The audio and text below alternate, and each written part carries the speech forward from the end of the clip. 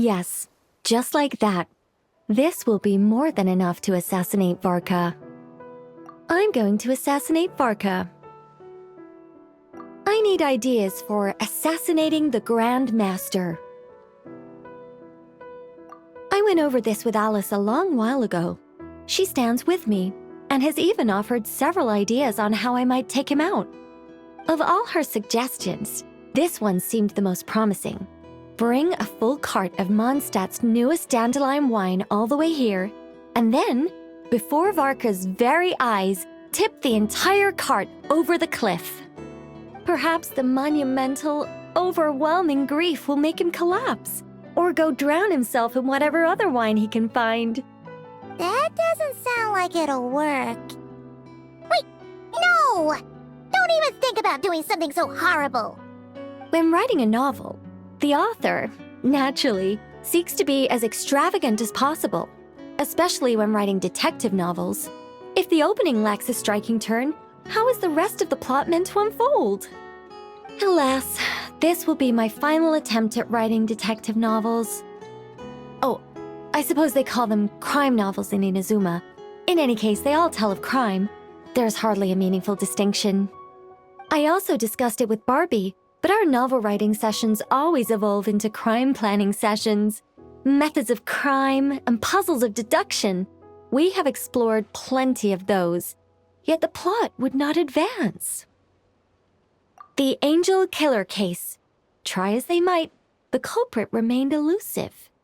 The desperate detective rushed into the crowd, then shouted the revered names of the 4 great rulers at the sky. Whoosh! Pitter-patter. Boom! Detective and murderer reduced to ash. What kind of writing is that? Doesn't that leave no room for deduction at all? Of course there is. It was only through painstaking deduction that the detective finally discovered the names of the 4 great rulers, learning also that shouting them at the sky would inevitably reduce one to ash.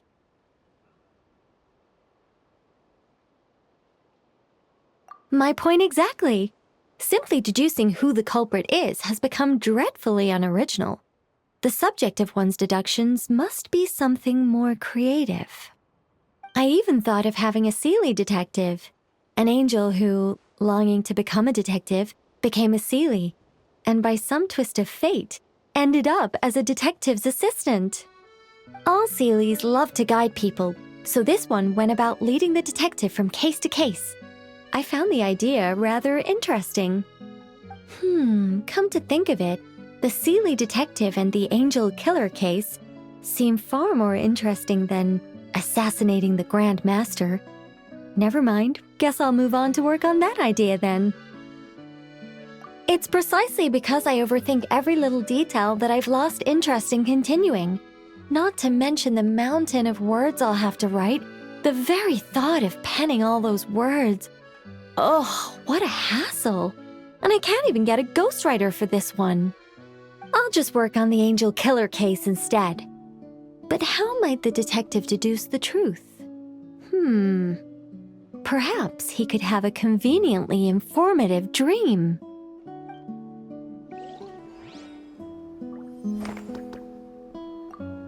Seelie detective. Hold on. Why not have the Seelie guide that detective to assassinate the Grand Master instead?